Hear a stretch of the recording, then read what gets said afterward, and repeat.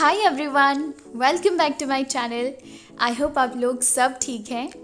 अच्छा, कुछ दिनों पहले मैंने एक व्लॉग डाला था मार्केट वाला, तो उसमें जो गजपति के महाराज हैं ना, उनके पैलेस की थोड़ी सी झलक देखने को मिली होगी। और मैंने आपको कहा था कि उसी एरिया पे जब रथ यात्रा होता है तो उसी रोड पे मनाया जाता है। और उससे पहले मैंने एक व्लॉग डाला था जिसमें उनका जो फार्म हाउस था BN पैलेस, उसके बारे में एक व्लॉग डाला था। और आज के व्लॉग में आपको ये दिखाऊंगी कि जो महाराज थे उनके जो घोड़े हुआ करते थे सेना में, उन घोड़ों को कहाँ पे रखते थे, मतलब जो घुड़शाला है वो कहाँ पे है, मैं आपको वो दिखाऊंगी।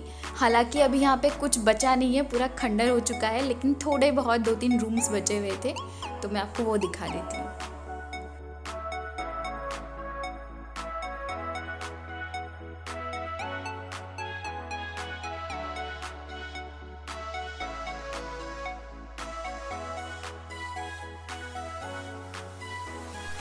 और अब आप ये जो सामने देख रहे हैं, यही है वो घुड़शाला।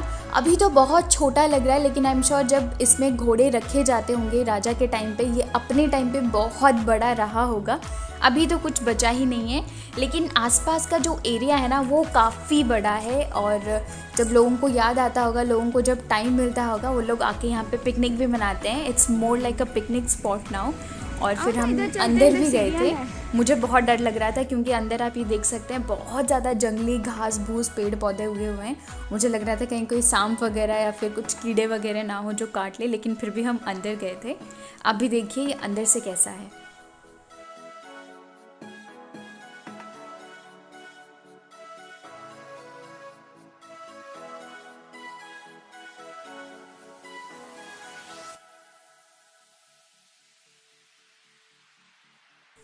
अच्छा, ये तो हो गया एक रूम। अभी बहुत सारे और भी रूम्स थे यहाँ, तो अभी हम किसी और रूम में जाके देखते हैं कि वो अंदर से कैसा है। हालांकि सब कुछ टूटा हुआ है, लेकिन फिर भी चल के देख लेते हैं और क्या क्या है यहाँ पे। और ये जो आप एरिया देख रहे हैं काफ़ी बड़ा है, बहुत स्पेशियस है, बहुत बड़ा एरिया है। और यहीं पे लोग पिकनिक मनाने के लिए आते हैं। वैसे जब पैलेस की बात होती है, BN पैलेस की बात होती है, तो वहाँ पे क्या है, फिर भी मतलब वॉचमैन्स वगैरह हैं, थोड़ी बहुत शायद उनकी केयर करते भी होंगे क्योंकि वहाँ पे लोग जाते हैं घूमने फिरने के लिए। लेकिन ये जो जगह है ना, इसको इसके हाल पे ऐसे ही छोड़ रखा है। तो आई थिंक अगर इसको थोड़ा सा मेंटेन किया जाएगा ना, तो ये भी एक अट्रैक्शन का पॉइंट बन सकता है इस एरिया में। लेकिन कोई केयर टेकर तक नहीं है इस एरिया में। यहाँ पर आप देख रहे हैं सामने, ये दूसरे वाले हिस्से पे हम आ गए हैं। यहाँ पर भी वैसे ये बहुत सारे गांठे हैं, बहुत सारे जंगली घास फूस है। मुझे एक्चुअली अंदर जाने से डर लग रहा था, लेकिन फिर भी मैं अंदर गई। और कांटे तो इतने सारे हैं कि जब मैं शूट करके बाहर निकली, मेरे दुपट्टे पे और मेरे कपड़ों पे सिर्फ कांटे ही कांटे लगे हुए थे। अब हम आ ही गए हैं, तो चलिए इसके अंदर भी जाके देख ही लेते हैं।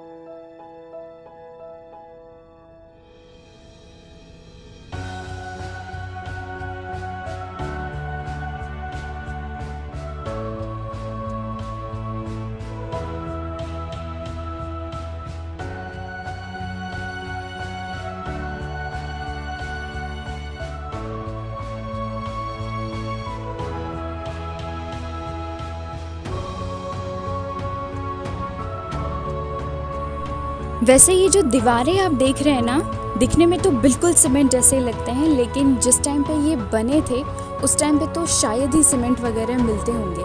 तो ये दीवार बने किससे हैं? जो लाइमस्टोन होते हैं ना, वो उसमें क्ले मिक्स करते थे और उसके ऊपर बेल और कटहल का जो गोंद निकलता है ना, गम सा, उस गम को ऐड करके और उसमें भी बहुत सारी चीज़ें मिला के एक जो मिक्सचर बनता था, वो दिखने में बिल्कुल सीमेंट जैसा ही होता था। और एक बार अगर चिपक जाए तो ईंटों को भी वो बहुत अच्छे से होल्ड कर सकता था। और एक बार अगर चिपक जाए तो ईंटों को भी वो बहुत अच्छे से होल्ड कर सकता था। तो ये जो दीवारें हैं सारी उसी से बनी हुई हैं।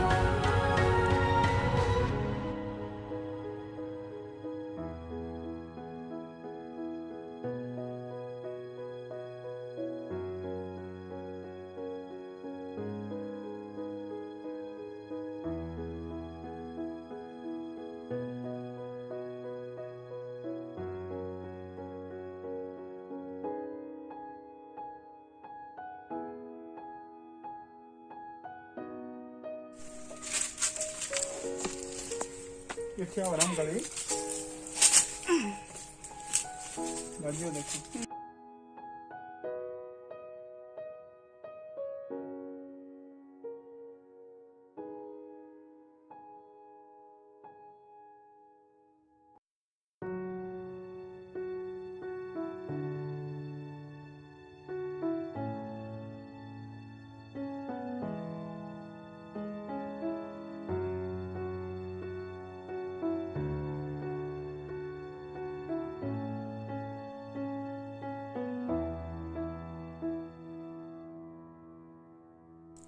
अंदर कैसा था वो तो हमने देख लिया, लेकिन अभी बाहर कैसा है वो आप देखिए।